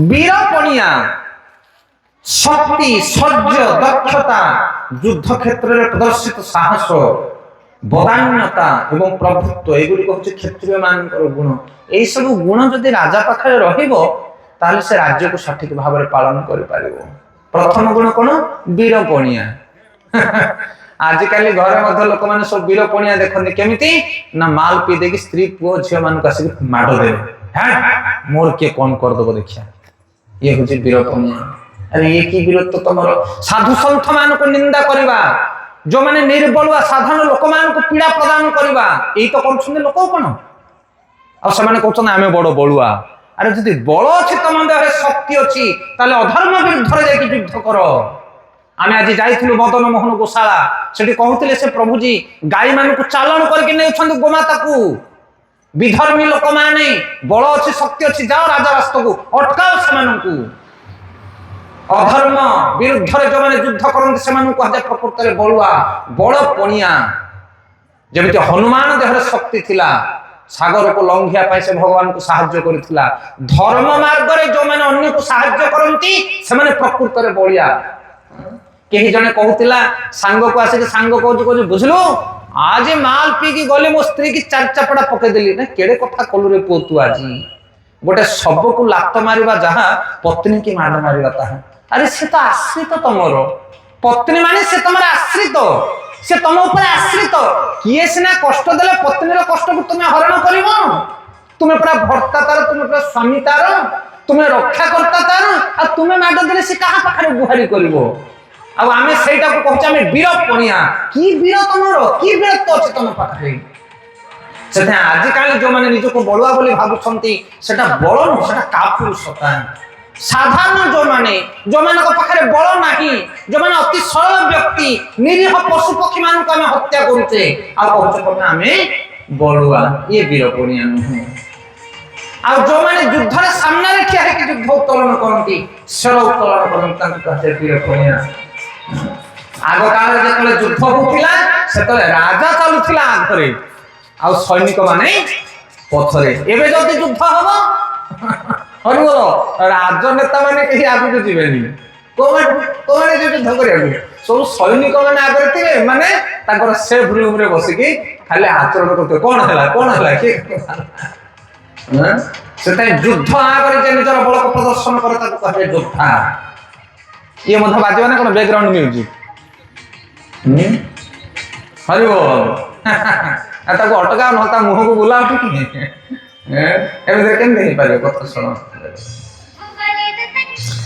तो कहउचंती वीरपणिया शक्ति धैर्य आ दक्षता युद्ध क्षेत्र में प्रदर्शित साहस बदान्यता एवं प्रभुत्व ए सब गुण जाक गोटे क्षत्रिय रहबा दरकार किंतु आजिकाल जो माने क्षत्रिय धर्म ध्वजा को धारण करथवा शासक वर्ग सेमान को पथरे ए गुण नहीं हरे कृष्ण तापर शेषरे कहउचंदी ये ब्राह्मण क्षत्रिय रो गुण गला आ वश्य और शूद्र ए मान को गुण कहउचंदी गोरक्षा कृषि वाणिज्य कृषि गोरक्षा वाणिज्य वश्य कर्म स्वभावज परिचर्यात्मक कर्म शूद्रस्य अपि स्वभावज कहले कृषि गोरक्षा आ वाणिज्य ये हला कहार ना वश्य मानकर कर्तव्य आ चाष होची ना सब पड़िया पड़लाने जमीन कृषि कृषि आ नाही गोरक्षा आउ गाही नाही गाय कोठी गोशाला रे गाय सब गोशाला रे आम पाखरे गाय नाही सब मां मान को बिक्री कर देले हम मां की गोमाता होचे माता ना गोमाता को बिक्री करले जे मां को बिक्री करियो जो पुओ तार दुर्दशा कोन हो आम मान को से दुर्दशा कृषि गोरक्षा वाणिज्य चाष काम जहार की आनंद ताहार पिला माने पाठ पढ़तिला हमें चाष काम जहार कि आनंद ताहार आपण तमे चाष काम करले आनंद होय खटी खटी परा प्राण जीव आनंद कोन मिलियो आ कि आनंद जे सूट बूट मारी के टाई फाई मारी के जाउ ऑफिस सी आनंद लक्ष्मी भाउछ तमे कोन भाबुछ पॉकेट रे पेन मारी के मोटर गाड़ी चले के जो माने ऑफिस जाउछन से माने आनंद रछंती ना प्रकृत आनंद होछ कृषक जे कृषि करे सी आनंद रे थाए जय जवान आगे जय किसान ये छोटिया श्लोक लानी हो से माने जगिछंती पूरा भारत वर्ष को जवान माने आ भारत भीतर को जगिछंती कृषक माने लंगल कंटेनर चलले पेट को भात जीव नै गया तुम कागज पेन चले कि तुम आहार कर परिबो नाही से माने होचन भाग्यवान ए जगत रे जो माने कृषि कार्य करंती आ सतरे चाष काम जो माने करंती से माने बहुत भाग्यवान बहुत खुशी जीवन तांकर ए जगत रे असली संपत्ति समान को पाखरे थाए कृषि जो माने करंती सबठारु बड़ संपत्ति कोन कहले देखिया शरीर ठारु संपत्ति नाही हे अयोध्यार पति जो माने चाष काम करे समान को शरीर सब फिट रहिबो एबे गां गहले जे सब पेटुआ लोक खाली बुलुछन हो कि ना सब पेट बाहरी पड़ा लोक चर्बी बढ़ी गलानी काहे की आ चर्बी बढ़ले तो बेमार मारी बसिबो आज आंठू उठला खाली गोठू उठला खाली मुंड बिंधला खाली बैक पेन दुनिया बेमार बाहरिबो खाइबारे केते कटकणा आलू खाइबुनु सारू खाइबुनु टमाटो खाइबुनु सेतेले कोन मिलुथला आज्ञा चाष करी खटी खटी मुलिया चासी आसीबो जहा पड़ला ताहा कोन से खाइबो हरि बोलो किछि टैबलेट नै पूरा फिट हां ए देखो ना बुढ़ा बुढ़ा लोक माने जो माने खटी के छनी केमने टाण हे कि चालु छनी टोका रा सब नई गलानी ढली गलानी सब मु सब गारे कहै मु कहली जेजो बापा और नातिया को जदी छाड़ीबो चालिया पई जेजा बापा जति बाट जीव नाती सिति बाट जाई परियो ना ता गोड़ रो फटका बाहरी पड़ियो एले बुढ़ा के टोका किए एबे सब युवक ବୃଦ୍ଧ। କାହିଁକି? କାରଣ କୃଷିକି ଛାଡ଼ିଲେ ସେମାନେ। ମାଟି ସହିତ ହାତ ଆମର ହାତ ପାଦ ଲାଗିଲାଣି। ସେଥିପାଇଁ କୃଷି ସବୁବେଳେ କୃଷି। ଦିନକୁ ଲକ୍ଷ ଟଙ୍କା ରୋଜଗାର କରୁଥିବା ଲୋକ ସକାଳ ପାଇଲେ ବିଷ ଖାଉଛି, କିନ୍ତୁ ଚାଷ କାମ କରୁଥିବା ଲୋକ ଅମୃତ ଖାଉଛି। ବାଡ଼ି ବଗିଚାରୁ ଫଳମୂଳ ଖାଇଲେ ସେ ତଟକା ସୁସ୍ଥ ଫ୍ରେଶ ଜିନିଷ। ଦୁଇ ଜଣ ସାଙ୍ଗ କଥା ହଉଛନ୍ତି, କହୁଛନ୍ତି ଆରେ ତମ ଘରେ କଣ ତେଲ ବ୍ୟବହାର କରୁଛ ରେ? ନା ମୁଁ ଫ୍ରିଡମ ତେଲ ଖାଉଛି, ସନଫ୍ଲାୱାର ଅଏଲ। ନା ଆମର ସେଇ ତେଲ କିଣିବାକୁ ପଇସା ନାହିଁ, ଆମେ ଖାଲି ଘିଅ ପକେଇ ଖାଉଛୁ। ଆରେ ତେଲ କିଣିବାକୁ ପଇସା ନାହିଁ, ଘିଅ ପକଉଛ ନା? ହଁ 5-6ଟା ଗାଈ ରଖିଛି ପରା ମୁଁ, ସେଇ ଗାଈ ଘିଅ ପକେଇକି ଏକା ମୁଁ ଖାଉଛି। ଆଉ ତେଲ କିଣିବାକୁ ପଇସା କାହିଁକି? ମାନେ ପଇସା ଥିବା ଲୋକ ଖାଇବେ ଫ୍ରିଡମ, ଆଉ ପଇସା ନଥିବା ଲୋକ କଣ ଖାଇବେ? ଘିଅ। କିଏ ଧନୀ କହୁନ? ସେଥିପାଇଁ ଜଗତରେ ସେଇମାନେ ହଉଛନ୍ତି ପ୍ରକୃତରେ ଭାଗ୍ୟବାନ ସୁଖୀ। କିଏ? ଯେ କୃଷି କରିବ, ଚାଷ କାମ ଯାହାର, କି ଆନନ୍ଦ ତାହାର। ଆଉ ଦ୍ୱିତୀୟରେ କହୁଛନ୍ତି ଗୋ ରକ୍ଷା, କୃଷି ଗୋ ରକ୍ଷା। ଆମେ ମାନେ ଗାଈ ରଖିଛେ କଣ ପାଇଁ? କ୍ଷୀର ଦୁହିଁବା ପାଇଁ, ଘିଅ କ୍ଷୀର ଖାଇବା ପାଇଁ। କିନ୍ତୁ ପ୍ରକୃତରେ କ୍ଷୀର ବା ବିଜନେସ ପାଇଁ ଗାଈ ରଖାଯାଏନି। ଗାଈକୁ ରକ୍ଷା କରିବା ଦରକାର। ଗାଈ ହଉଛି ମାତା। ମାତାକୁ କିଏ ବିଜନେସ ପାଇଁ ବ୍ୟବହାର କରାଯାଏନି। ସେ ପୁରା ମା, ଆମର ଜନ୍ମଦାତ୍ରୀ ସିଏ, ଆମର ପୋଷଣ କର୍ତ୍ତା ସିଏ ମା। ସେଥିପାଇଁ ଗୋ ରକ୍ଷା। ରକ୍ଷା ୱାର୍ଡଟା ବୁଝିପାରୁଛନ୍ତି ଆପଣ ମାନେ? ଯେମିତି ଜଣେ ପିତା ତାର କନ୍ୟାକୁ ରକ୍ଷା କରେ, ଯେମିତି ଜଣେ ପୁତ୍ର ତାର ମାକୁ ସୁରକ୍ଷା ଦିଏ, ସେମିତି ଜଗତରେ ଗୋମାତାକୁ ରକ୍ଷା କରିବା ଦରକାର। ସୁରକ୍ଷା ଦେବା ଦରକାର ଗୋମାତାକୁ। ଆଉ ଗୋମାତା ଯୋଉ ଗାଁରେ ନାହିଁ, ଯୋଉ ଘରେ ଗୋମାତା ନାହିଁ, ସେ ଘର ହଉଛି ଲକ୍ଷ୍ମୀ ଛଡା ଘର। ଗୋମୟ ବସତି ଲକ୍ଷ୍ମୀ। ଲକ୍ଷ୍ମୀ କୋଉଠି ଅଛନ୍ତି? ଗାଈର ଗୋବରରେ। ଆଉ ଗୋବର ତ ନାହିଁ, ଲକ୍ଷ୍ମୀ କୋଉଠି ଆସେ ତମ ଘରେ? ଏ ସତ କଥା ଆଜ୍ଞା। ସେତେବେଳେ ସମସ୍ତଙ୍କ ଘରେ ଗାଈ ରହୁଥିଲା। ଦାଣ୍ଡ ପଟି ରହିବ ଗାଈ। ଗାଈ ଗୋବର ମୂତ୍ରକୁ ଚକୁଡିକି ଘରକୁ ଯିବ, ଘରୁ ବାହାରିଲେ ଗାଈକୁ ଦର୍ଶନ କରି ବାହାରକୁ ଆସିବ। ଯେତେ ବଡ ବିପଦ ହେଲେ ମଧ୍ୟ ଘର ଭିତରେ ପଶି ପାରିବନି, ଯାହା ଦାଣ୍ଡ ଦ୍ୱାରେ ଗାଈ ବନ୍ଧା ହେଇଥିବ। ମହା ମହା ବିପଦରୁ ଗୋମାତା ମାନେ ତମକୁ ଉଦ୍ଧାର କରିବେ। ନିଜକୁ ବଳିଦାନ ଦେବେ ଗୋମାତା, କିନ୍ତୁ ଗୋପାଳକ ମାନଙ୍କୁ କଷ୍ଟ ହବନି। କିନ୍ତୁ ଆଜିକାଲି ଆମ ପାଖରେ ଗାଈ ନାହିଁ, ଦୁଃଖର କଥା। 5ଟା ଅମୃତ କଣ ଜାଣିଛନ୍ତି? କଳିଯୁଗରେ 5ଟା ଅମୃତ ମିଳୁଛି। ପଞ୍ଚାମୃତ ବା ଯୋଉ ଘର ପ୍ରତିଷ୍ଠା କଲା ସେ ପକଉଛ, କଣ କଣ ସେଟା? କ୍ଷୀର, ଘିଅ, ଦହି, ଗୁଡ ଆଉ ମହୁ। এই 3ଟା ଅମୃତ କୋଉଠୁ ଆସୁଛି? କ୍ଷୀର, ଘିଅ, ଦହି ଗୋମାତାଙ୍କ ଠାରୁ ଆସୁଛି। ସେଥିପାଇଁ ଅମୃତ ପ୍ରଦାନ ହେଉଛନ୍ତି ଗୋମାତା। କିନ୍ତୁ ଆମେ ମାନେ ଗାଈକୁ ବାହାର କରିଦେଇଛେ, ଅମୃତକୁ ଛାଡି ଦେଇଛେ। ଆଉ ଖାଉଛେ କଣ? ବିଷ। ବିଷ ନା ଆଉ କଣ ଖାଉଛେ କେମିତି? এই যে সার, ইউরিয়া, পটাশ পকাইকি যে গ্রুমর পকাইকি যে রোজগার করছে, যে ধন আসছে, সেটা কোন সব বিষ যাক না, বিষটা খাওছে। আর সেইপাই তো যাই ছটফট হচ্ছে সব মেডিকালে, জানি জানিকি বিষ খাওছে। গোটে পরিবার গোটিয়ে গোমাতা রখ, কমসে কম গোটে গাই নাই। যদি গোটে পরিবার গোটে গাই রখিবে, তাহলে ভারতের গাইর অভাব পড়ব। হ্যাঁ কি না? হ্যাঁ না নাই কহু নাহান্তি? হ্যাঁ, গোটে পরিবার গোটে গাই যদি রখিবে বলে গাই অভাব পড়ব। আর গাই বুলিবে কোন বাহারে? সেখানে গোটে গাই কমসে কম রখ। প্রতিদিন ক্ষীর, ঘিও, দুগ্ধ পান কর। মথা বিকশিত হব, বুদ্ধি, বিবেক, জ্ঞান, বৈরাগ্য সবকিছু জাত হব। কারণ সে অমৃত। অমৃত কোনে খান্দি? দেবতা মানে। আর বিশ্ব কিন্তু অসুর মানে। আমি মানে অসুর পালকে যাইছে। ভগবান কৃষ্ণকে প্রসন্নতা কলে জীব উদ্ধার পাই যায়। আর কৃষ্ণকে প্রসন্নতা করা হলে গো মানক সেবা করা দরকার। গোমাতাঙ্ক সেবা ন করি কেহি কৃষ্ণকে প্রসন্ন করে পারবে না। ଆପଣ ମାନେ ଜାଣିଥିବେ ଇନ୍ଦ୍ର ଆଉ ଭଗବାନ କୃଷ୍ଣଙ୍କର ଦ୍ୱନ୍ଦ୍ୱ ହେଇଥିଲା କେତେବେଳେ? ଯେତେବେଳେ ଇନ୍ଦ୍ର ପୂଜାକୁ ବନ୍ଦ କରି ଭଗବାନ କୃଷ୍ଣ ଗୋବର୍ଦ୍ଧନ ପୂଜା କଲେ। ତାପରେ ଇନ୍ଦ୍ରଦେବ ପ୍ରକୋପିତ ହୋଇ ମୂଷଳ ଧାରାରେ ବୃଷ୍ଟିପାତ କଲେ। କହିଲେ ବୃନ୍ଦାବନକୁ ଭସେଇ ଦେବି। ଆବର୍ତ୍ତକ, ସମ୍ବର୍ତ୍ତକ, ଦ୍ରୋଣ, ପୁଷ୍କର 4ଟି ମେଘକୁ ଆଜ୍ଞା ଦେଲେ। କକଡ଼ା ବର୍ଷା ହେଲା 7 ଦିନ 7 ରାତି ଧରି। ଭଗବାନ କୃଷ୍ଣ ଗିରି ଗୋବର୍ଦ୍ଧନକୁ ଧାରଣ କଲେ। ସମସ୍ତ ବୃନ୍ଦାବନ ଅଧିବାସୀ ମାନଙ୍କୁ ସୁରକ୍ଷା ଦେଲେ। ଶେଷରେ ଇନ୍ଦ୍ରଦେବ ଜାଣିପାରିଲେ ଇଏ ହେଉଛନ୍ତି ଗୋବିନ୍ଦ। ହାତକୁ ଯୋଡ଼ିଦେଲେ, ଶରଣ ପଶିଲେ କୃଷ୍ଣଙ୍କ ପାଖରେ, କିନ୍ତୁ ଡରୁଥାନ୍ତି। କାରଣ 7 ଦିନ ପର୍ଯ୍ୟନ୍ତ ସେ କଷ୍ଟ ଦେଇଛନ୍ତି, ଯୁଦ୍ଧ କରୁଛନ୍ତି। କେମିତି ଯିବେ ଭଗବାନ କୃଷ୍ଣଙ୍କ ପାଖକୁ? ଇନ୍ଦ୍ର ଭାବିଲା, କଣ କଲେ ମୁଁ କୃଷ୍ଣଙ୍କୁ ଖୁସି କରେଇବି? ମୁଁ ତ ତାଙ୍କୁ କ୍ରୋଧ ପ୍ରଦାନ କରେଇଛି ନା ନାଇଁ? ତାଙ୍କର ପ୍ରିୟ ଭକ୍ତ ବୃନ୍ଦାବନର ଅଧିବାସୀ ମାନଙ୍କୁ ମୁଁ କଷ୍ଟ ଦେଇଛି।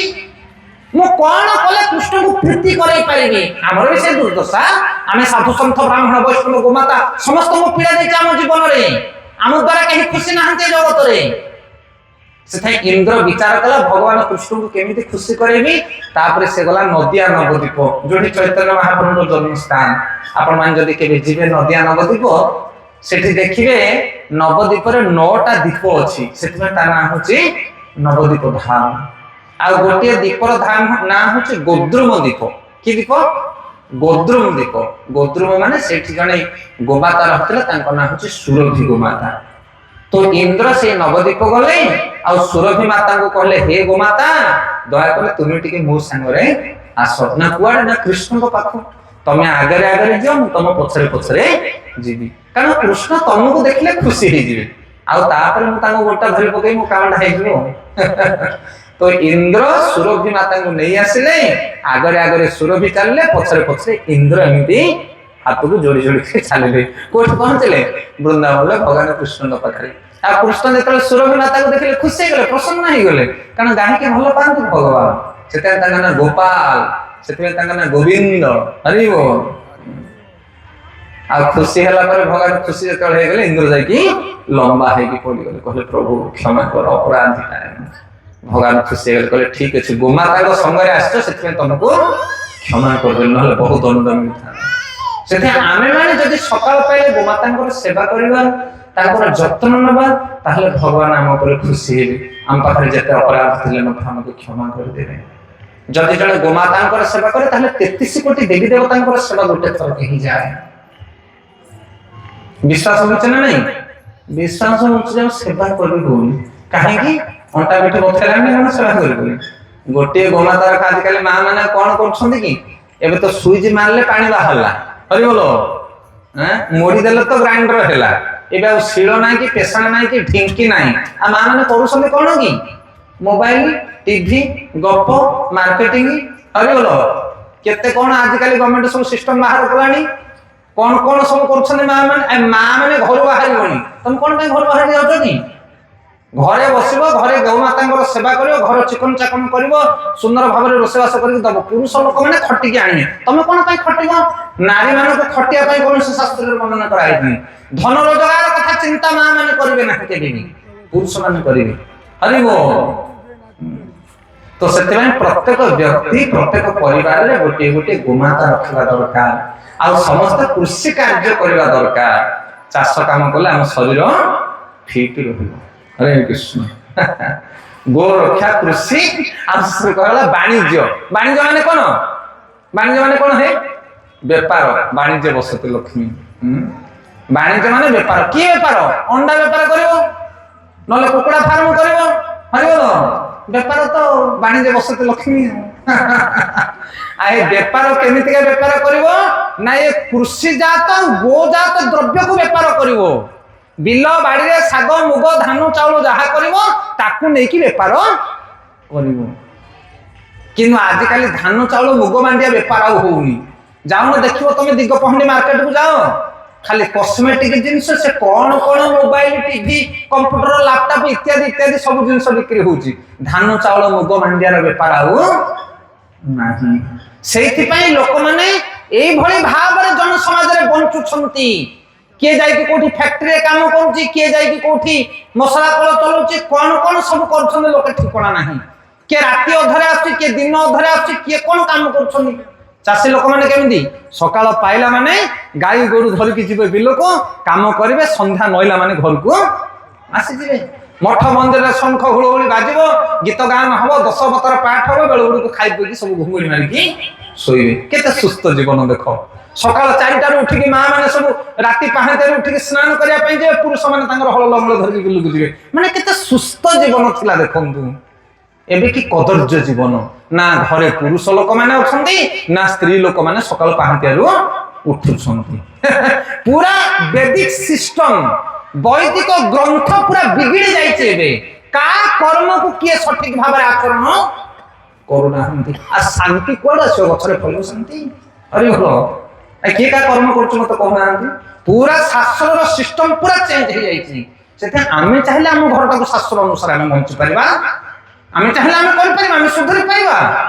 जगत भुशुड़ी जाऊ तमें ठीक थाओ गोटे जगह प्रवचन होचे जने पचारे आज्ञा ये सब कथा जो आपण कहउचंदी एटा कोन लोक करिवे कलिजुगर लोक सब कुकुर जदि गंगा पळेबा खली के चाटिबो मु कहले तमें चाटिबो तमें थिबो तमें रहबो ना जीवो हरि बोलो आय तमें गंगा जीवो ना खली चाटिबो तमें जदि रहबो तमें भी चाटिबो ना तमें जदि जीवो आस हम संगे जीवो हरि बोलो से लोकन कथा काई चिंता करछो तमें कोन निष्पत्ति नौच तम जीवन रे सेटा ग्रहण करो मु काली ठारू गोटे गो माता को पालन करिनी कुकुर धरि बुलचन लोके राजधानी रे ऑफिसर बोलछंती मालिक बोल जाछ अरे से कुकुर को नौच तमे एक दुई करिया पई ताको खाए को दोच पिया को दोच छिंक हेले ताको ने की मेडिसिन दोच तम मालिक सिए ना ता मालिक तमे होयो का मालिक की हो आय कुकुर मालिक तमे ना तम मालिक कुकुर ये सभ्यता रे पालट जाई छी आमे गो माता को सुरक्षा दे पारे नै गो रक्षा कृषि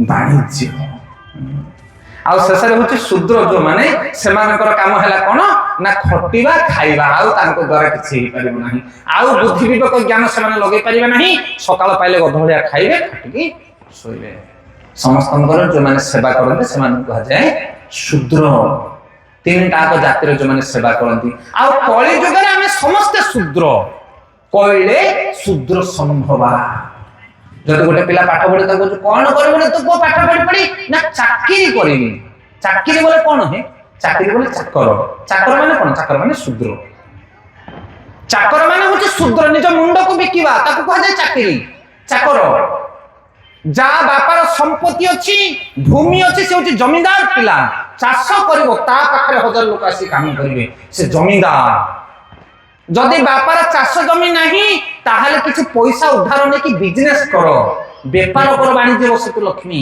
प्रथम काम हला चाष चाष न होले व्यापार जदि व्यापार करिया पय मध्य पैसा नहीं ताहले मुंडू को बिक्री करके चाकरी करो का पाखरे काम करो 100 टका काम करले तुमको 50 टका सिए दबो ना 100 टका काम करले 200 टका दबो हां तमे बड़ चालाकी आइ जे 5000 दरमा पाउची से 10000 टका खटुची से खटियारो ताको कंपनी 5000 दोची ना तू छारे हां केमि दे आ तमे अधिक खटुच ना अधिक पाउचो तमे बड़ चालाकी कंपनी जाके 1000 टका काम करे तमे 10000 कमे दो 10000 टका खटिले 1000 तमे गुसी दबो एटा हची शूद्र मेंटालिटी शूद्र काम आगे चाष करिवो चाष न हले व्यापार करिवो व्यापार न हले चाकरी करिवो किंतु आमे बे कोन करछै आगे चाकरी करिया पय खोजुछे चाकरी न हले व्यापार करछे व्यापार जदि न हला बोले बापा दले लंगल कंटे धरकी बिलु को जाउछे इयाडू जाउछे ना सियाडू जाउछे सिस्टम बुझा पड़ुछि ना हां सिस्टम को बुझो सेथे आगे करो चाष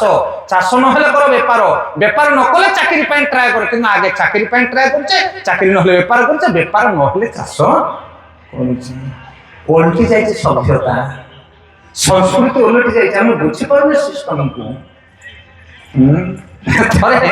थरे मंत्री और सेनापति दुई जन जाको चाली चाली की जाउछन राजदांड रे वर्षा झुपु झुपु होची राती अध राती रे वर्षा झुपु झुपु होची गां दांड रे पानी चालुची पानी रे चाली चाली के दीटा लोक चाली चाली जाउछन के दी जन मंत्री आ सेनापति कोन राजकार्य थो तांकर राती धरि जाउछन हेले घर भितर माँ झील दी जन कथा होचंती झील पचार हलो माँ ना कौन ना ये राती अधरे दांडरे पानी चली वर्षा झुपु झुपु होची ये दांडरे किए दी जन चली चली जाउछन माँ को जे किए चली जाउथिबो कुकुर को किए घर बाहर कर देथबो कुकुर का पिंडा सतो ताको पिटी देथबो से चली चली जाउथबो नहे चोर जाउथबो चली के हलो माँ कोन कहूची चोर नहले कुकुर किए सुनछनी मंत्री और सेनापति कहले ठीक जीवन कहले होते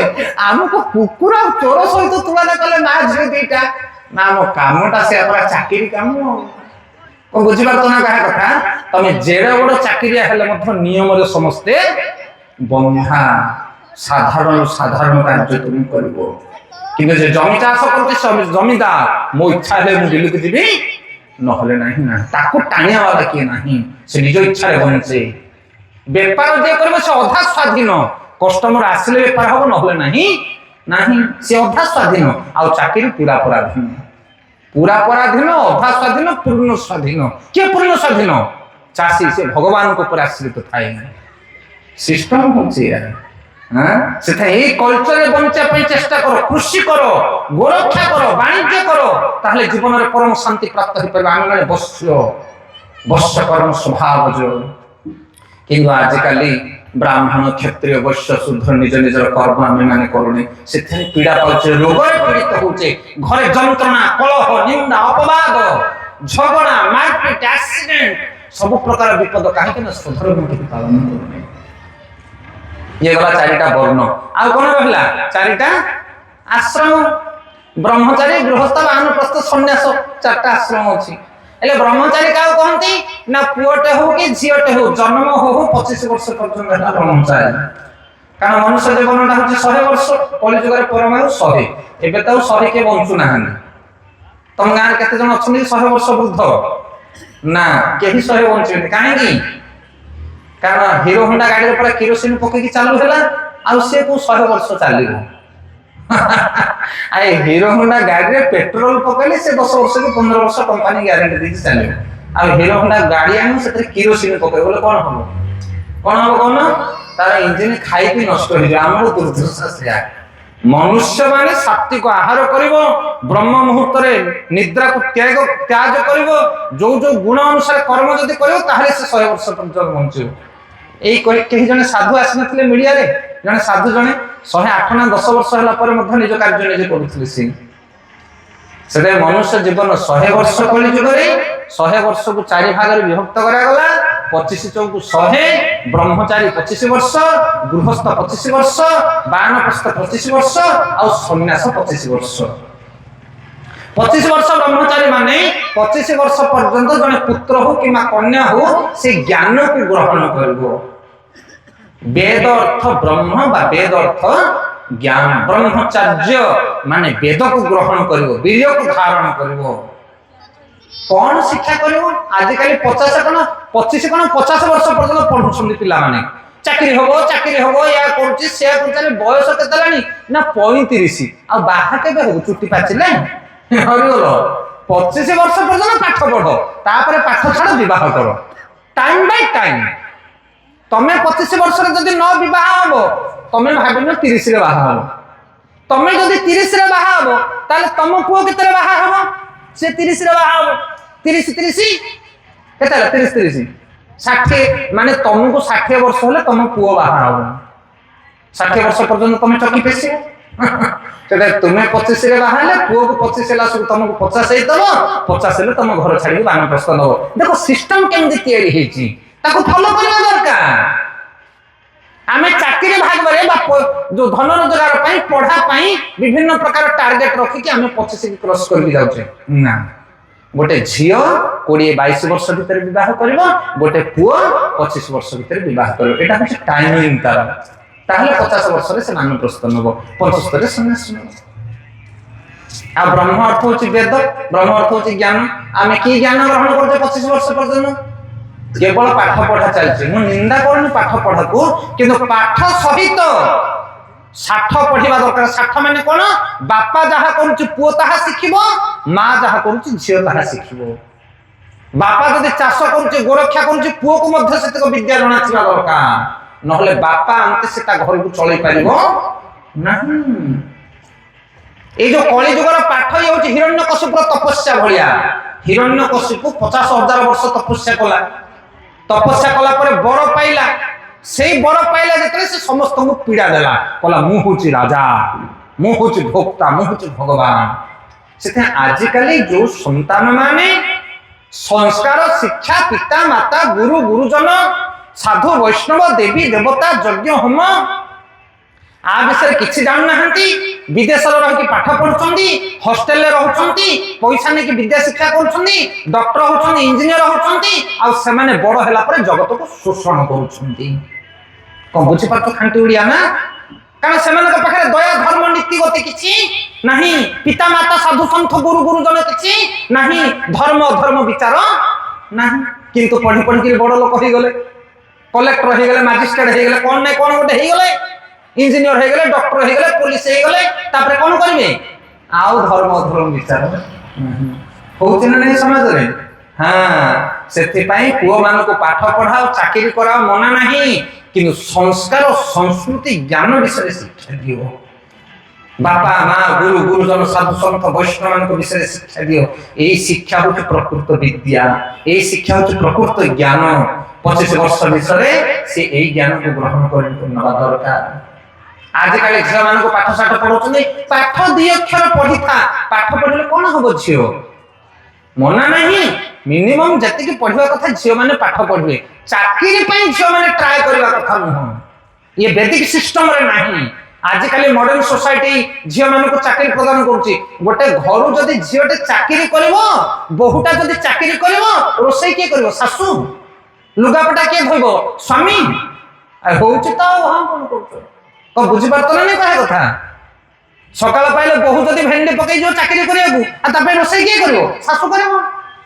लुगापटा किए धोब स्वामी धोब हे बेसिन में पड़ी जाए वाशिंग मशीन में टिके घांटी दब मुझे जाऊँ टाइम है बोले स्वामी कह हाँ मुझे करदे कारण स्त्री तो चाकरी कर पैसा स्त्री बाहर को जीवन गोड़ काटती बाहर से हूँ गृह लक्ष्मी घर छाड़ जब स्त्री ताहले गृह घर लक्ष्मी रही ना पुरुष कौन पे अच्छी घर गाँव ए टू जेड घर वंश सब काम पुरुष कर घरे पत्नी सब रही कार्य करने दरकार आजिकल से व्यवस्था ना से तो कष्ट पाने पुरुष मैंने जाए बाहर गध भाया खटुच्च आ स्त्री मैंने सब मुरबी भाया घर चलाउं ना पिता माता को सम्मान हरिबो ना संस्कार संस्कृति घर चालीचलन किसी ठीक ठाक ना ना पुत्र को अन्य मान संस्कारित आ पिता नथिबा पुत्र कौन अवस्था हम से मना ना आम ताला को ताला दे बंचा जगत में कि शास्त्र को परित्याग करना ब्रह्मचारी जीवन हूँ 25 वर्ष पर्यंत झी माने माँ रोसे बास घर करना काम सब शिखी ना दरकार जमी शाशु घरे गले गोटे सुंदर बहुटीए घर सब काम निभे पारे पुओ मैंने 25 वर्ष भितर सब काम शिखी जा दरकार जमी बह बापा माँ को कौन करेंगे टिके आराम दे पारे ना बापा तमें आ बिलुक जा दरकार नहीं ना बापा तमें आ बैंक को जा दरकार ना बापा तमें आ कड़े जा दरकार ना तमें मठ मंदिर जा भजन साधन कर प्रवचन कौटी जाओ मु बर्तमान घर संभाली फिट करके छाड़ी तो हरि बोल आ तुम तो शिखे न से बुढ़ा है पर्यटन खटुथब तुम जमी बाड़ी बिल बाड़ी आमर ड्यूटी हूँ आम पुत्र कन्या मान उपयुक्त शिक्षा प्रदान करवा आमे माने गृहस्थ होइचे एमिति खटा खटुचे एमिति दिन जाउचे हमर को मां ता झियो पाखरे आधा घंटे बसुनी कि कोई बापा ता पुओ पाखरे आधा घंटे बसुनी बस सत कथा कहिबटी मां माने बढ़िला झियोटे को पाखरे के बसुचो कि आधा घंटा आज दिन रे बसुचो के टाइम नाही मां पाखरे टाइम नाही कि झियो पाखरे टाइम नाही आ से शिखिबो कोन को पुओ पाखरे को बापा बसुची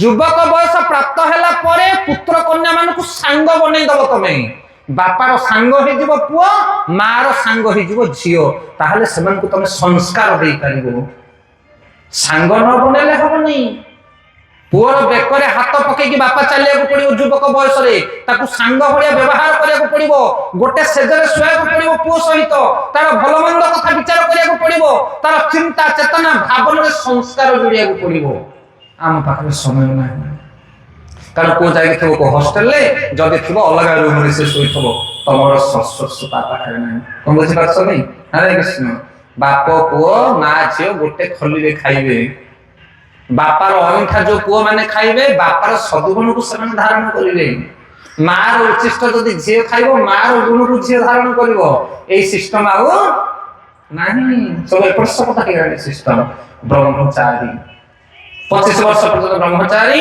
50 पर्यंत गृहस्थ 25 वर्ष बह 50 वर्ष पर्यंत जने घर संसार को चलैबो बापा माँ गुरु गुरुजन दान पुण्य सब करियो गृहस्थ माने एते बड़ बड़ मंदिर चलछि मठ चलछि हजार हजार साधु संत वैष्णव जगत रे बुलछन्ती ए सब पैसा किए दउछि हरि बोल पैसा किए दउछि हे किए दउछि पैसा ऊपर खसुछि पैसा दउछ ना आम भले गृहस्थ माने गृहस्थर सबठारु बड़ धर्म है दान कौन गृहस्थर धर्म दान कारण आउ जो 3टा आश्रम रहिले ब्रह्मचारी बानप्रस्थ और सन्यास एमाने रोजगार करंतिनी रोजगार किए करे केवल गृहस्थ व्यवहार करू से गृहस्थ जो जीव मठ को जाऊ मंदिर को जाऊ साधु सन्थ मान पाक जाऊ बिना हाथ में गृहस्थ कौटी जा कथा नुह जो जीव किसी दक्षिणा संसार चलो दान देले धन सरी जाए ना दान देले कौन हुए धन वृद्धि प्राप्त हुए से वैष्णव जो गृहस्थ से सब अन्य को दान दबार शिखा दरकार पति पत्नी दुई जन जाऊँ स्वामी गली पड़ा गोटे पुओ भर चिल्ला स्त्री कहला कौट तो स्वामी तले फसी पड़ा गड़गला तलू दी तीन जन लोग दौड़ी आसिले कहले हे हाथुटा दियो तुमको भिड़ को उठे देवी दियो हे से पानी सीना बुड़ू था हाथुटा बढ़ो नी ता स्त्री कहता है दियो बोले कहनी सी के दबनी तुम कह हाथुटा नियो बोले धरदब तुम ना बुझी पार ना लोकटा कहला नियो नियो नियो ना कौन दौच ना हाथुटा को धर कह से हाथुटा को धरदेला भिड़ काढ़े कौन स्टोरी बुझी पार ना बुझी पार बोले दियो बोले सी किसी दबनी क्या तो पानी टिके देनी तुम हाथ कौन दब सी नियो बोली कहले सब नहीं जीव से हाथ नियो कह भांगी धर पकड़ से आम एमती शिक्षा ग्रहण करे जीवन में दबाटा आम शिखिनी गृहस्थ जीवन में दबार शिखन मान दान हूँ गृहस्थ सठिक धर्म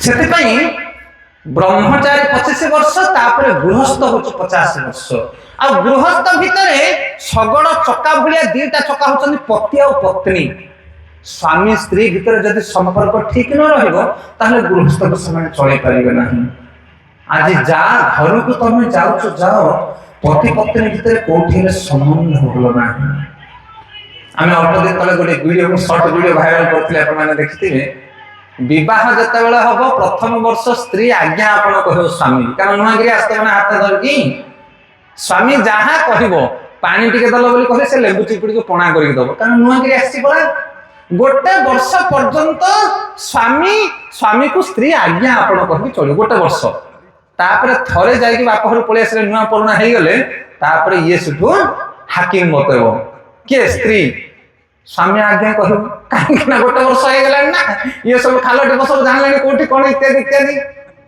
ये से स्वामी शुण गोटे वर्ष स्त्री कह स्वामी ताहा पालन कर आज्ञा आपण कह कि तृतीय वर्ष को आउ स्वामी सहन कर खटी खटिक आसबि ये कौन फुटाणी मारिक मत कथा कहूँ सी कहला सुख ये भी कह प्रथम वर्ष स्त्री स्वामी कहले स्त्री शुण द्वितीय वर्ष स्त्री जहाँ कह स्वामी शुण आ तृतीय वर्ष स्वामी स्त्री दिजन जाक कहे शुण किए पड़िशा वाला शुण माने झगड़ा आरंभ हो ना तुम है कारण ना नहीं ना आ झगड़ा 3 वर्ष आरंभ हो जे पूरा मशाणी की गला पर्यटन बुढ़ा बुढ़ी होगी बसते सीना झगड़ा बंद हो किए जाओ ना बुढ़ा बुढ़ी घर मन को देखिए ये स्वामी स्त्री झगड़ा केवे सरिबनी आ जदि पति पत्नी भीतर तुम तालमेल न खाइब तुम कि संसार कर स्वामी स्त्री झगड़ा केतेबेले सरिबो ना गोटे थर्ड पार्टी लोक दरकार ताको कह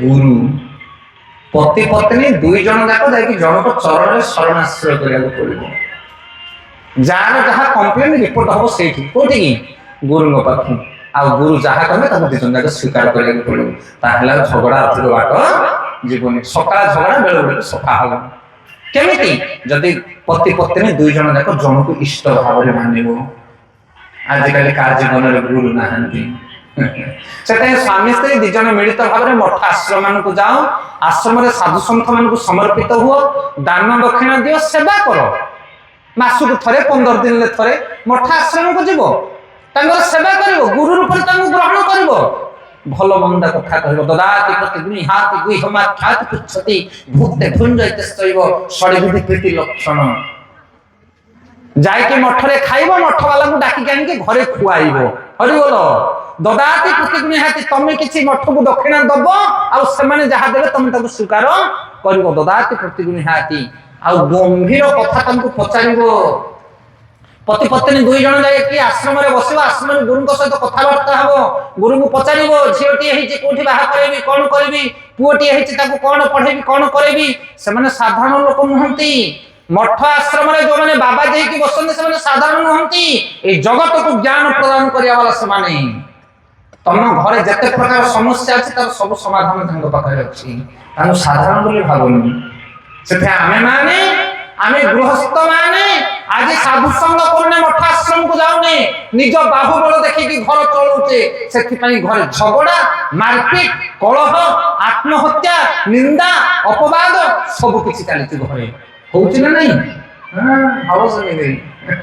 ସେଥିପାଇଁ ଗୃହସ୍ଥର କର୍ତ୍ତବ୍ୟ ହଉଛି ମଠ ମନ୍ଦିର ସାଧୁ ସଙ୍ଗ କରି ଦାନ ଦକ୍ଷିଣା ସେମାନଙ୍କୁ ଦବ, ସେମାନଙ୍କ ଠାରୁ ଜ୍ଞାନକୁ ଗ୍ରହଣ କରି ଘରକୁ ପରିଚାଳନା କରିବ। ପୂର୍ବ କାଳରେ ବଡ ବଡ ରାଜା ମହାରାଜା ମାନେ ଥିଲେ, ଗୋଟେ ଗୋଟେ ରାଜ୍ୟକୁ ଚଳାଉଥିଲେ। ସେମାନେ ଜ୍ଞାନ କୋଉଠୁ ପାଉଥିଲେ? ସାଧୁ ସନ୍ଥ ଋଷି ମୁନି ମାନଙ୍କ ଠାରୁ ପାଉଥିଲେ। ସବୁ ରାଜା ମାନଙ୍କ ପାଖରେ ଗୋଟେ ଗୋଟେ କୁଳଗୁରୁ ଥିଲେ। ରାମଚନ୍ଦ୍ରଙ୍କର କୁଳଗୁରୁ କିଏ ଥିଲେ? ବଶିଷ୍ଠ। ସେଥିପାଇଁ ଆମେ ବି ଖଣ୍ଡେ ଖଣ୍ଡେ ରାଜା, ଜମି ମାନେ ଭରଣ ଲେଖା ଆମର ବି ଅଛି। ଆମର ଗୋଟେ ପତ୍ନୀ ଅଛି ରାଣୀ ଦେଇକି, ହରିବଲ। ଆମର ବି କୁଟୁମ୍ବ ବନ୍ଧୁବାନ୍ଧବ ଅଛନ୍ତି, କିନ୍ତୁ ଆମେ କାହାଠୁ ଉପଦେଶ ନେଉଛେ? ସେଥିପାଇଁ ଆମେ ପରାଜୟ ହାସଲ କରିଛେ ରାଜା ହିସାବରେ, କାନ୍ଦୁଛେ ବସିକି ରତ୍ନ ସିଂହାସନରେ। ହରିବୋଲ। ଇଏ ହଉଛି ଗୃହସ୍ଥ ଜୀବନ। ଆଉ ଗୃହସ୍ଥ ପରେ ଆସିଲା ବାନପ୍ରସ୍ଥ। ବାନପ୍ରସ୍ଥ ମାନେ ବନକୁ ଗମନ। ଏକା ବନ ମାନେ ଏକୁଟିଆ ବନକୁ ପଳେଇବ। ଏକୁଟିଆ ବନକୁ ପଳେଇବି। ଆଉ ପତ୍ନୀ ରହିବ ପୁତ୍ର ପାଶେ। ପତ୍ନୀ ଜୀବନୀ ବନକୁ, ତମେ ଏକୁଟିଆ ବନକୁ ଯିବ। ଆରେ ବାବା କଣ ଖାଇବି, କୋଉଠି ରହିବି?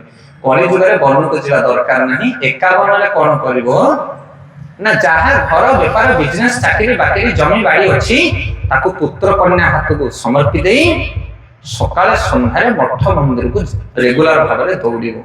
ଯାହାକୁ 50 ବର୍ଷ ଏବେ ଡେଇଁଲା, କେତେ ଜଣ 50 ବାଲା ଅଛନ୍ତି? ଆମେ ପାଖେଇ ଗଲାଣି। ହରିବୋଲ। ଆମେ ତମ ସାଙ୍ଗରେ ଆସିବା। 50 ଡାକୁ ଡେଇଁଲା, ସକାଳ ପାଇଲା ମାତ୍ରକେ ରଘୁନାଥ ମନ୍ଦିରକୁ ଆସିବ।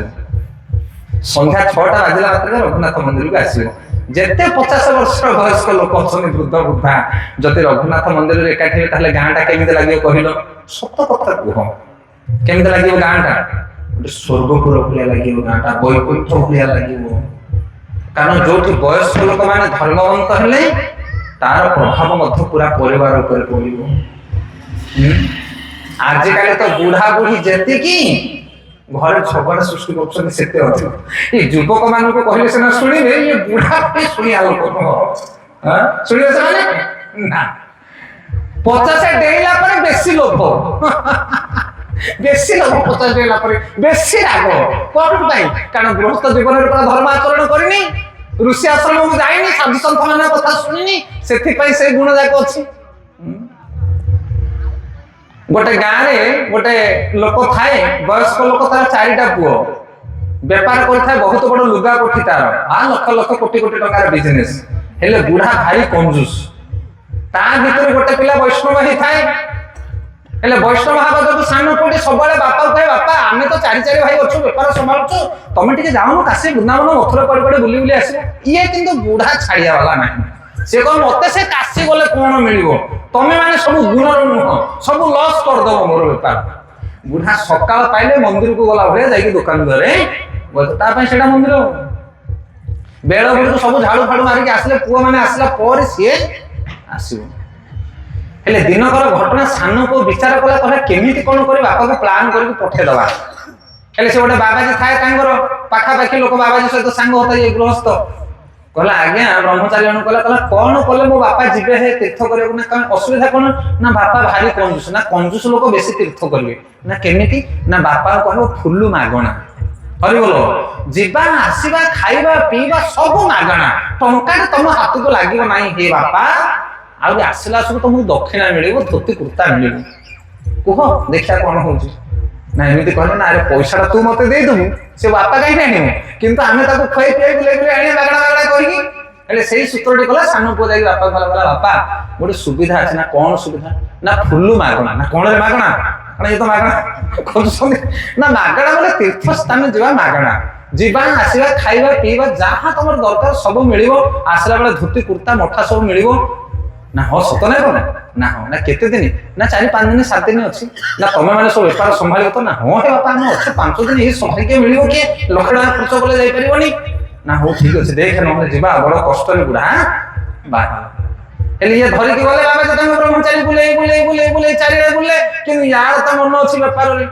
କଣ କରୁଥିବେ ପିଲା, ସକାଳୁ ଦୋକାନ ଖୋଲି ନଥିବେ, ଆଜି କେତେ ବେପାର ହେଇଥିବ କେଜାଣି, ଆଜି ରବିବାରଟା ବହୁତ ଭିଡ ହେଇଥିବ, ଏଟା ତ ବାଳୁଙ୍ଗାରେ ସେ ପଳେଇଥିବ ସେଟା ମଠା ଆଡେ ବୋଧେ, ଏମିତି ଖାଲି ବୁଢା ହଉଥାଏ। ଇଏ ବାବା କହୁଥାଏ ଦେଖ ଇଏ ହଉଛନ୍ତି ରଙ୍କନାଥ ଦେବ। ରଙ୍କନାଥ କୋଉଠି ରଙ୍କନାଥ?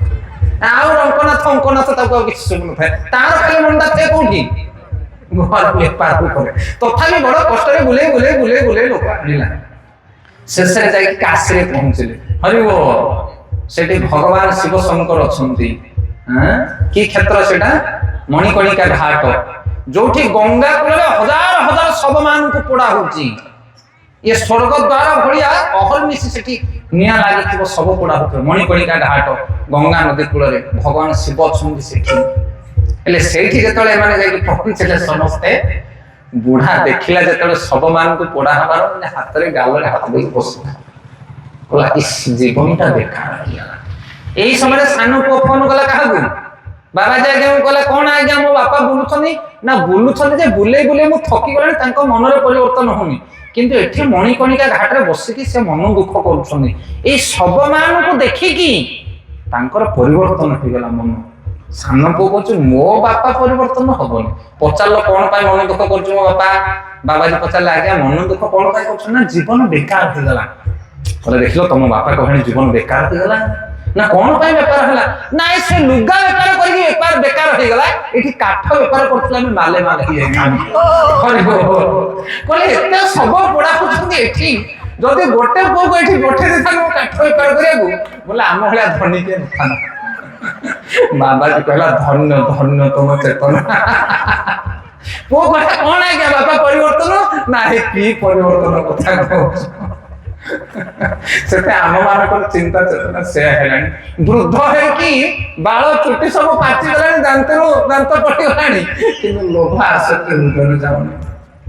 ସେଥିପାଇଁ 50 ଡେଇଁଲା ପରେ ଆମ କାର୍ଯ୍ୟ କଣ, ଆମ ଡ୍ୟୁଟି କଣ, ଆମ କର୍ତ୍ତବ୍ୟ କଣ, ଆଉ କେତେ ଦିନ ଏ ଘର ସଂସାର ଭିତରେ ଅଠାବଳି ଲାଗିଥିବା?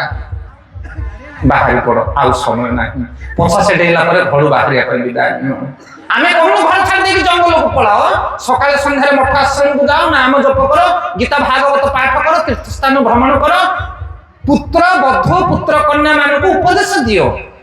କଣ ଯଦି ସେମାନେ ପଚାରୁଛନ୍ତି କିଛି କୋଉ ଜାଗାରେ ସେମାନେ ବୁଝି ପାରୁନାହାନ୍ତି, ତାଙ୍କୁ ଉପଦେଶ ଦିଅ, କିନ୍ତୁ ତୁମେ ଆଉ କୋଡି ଫାଉଡା ଧରିବାକୁ ଇଚ୍ଛା କରନା। ଏମିତି ସିଷ୍ଟମ। ସେଟା ଏମିତି ବାନପ୍ରସ୍ଥ। ଗୋଟେ ଟସର ପୋକ ଥାଏ। ଟସର ପୋକ କଣ କରେ ନା କପା ତୁଳା ସବୁ ନେଇକି ଆସିବ, ଗୋଟେ ଗୋଲିଆ କରି ଗୋଟେ ଘର ତିଆରି କରିବ, ତା ଭିତରେ ପଶିଗଲେ ଭାରି ଉଷୁମ ଲାଗିବ। ଏ ବର୍ଷ କେମିତି ଥଣ୍ଡା ହେଇଛି ନା ନାଇଁ? ମାର୍ଗଶିର ମାସଟା ଆରମ୍ଭ ହେଇଯାଇଛି, ପ୍ରବଳ ଥଣ୍ଡା।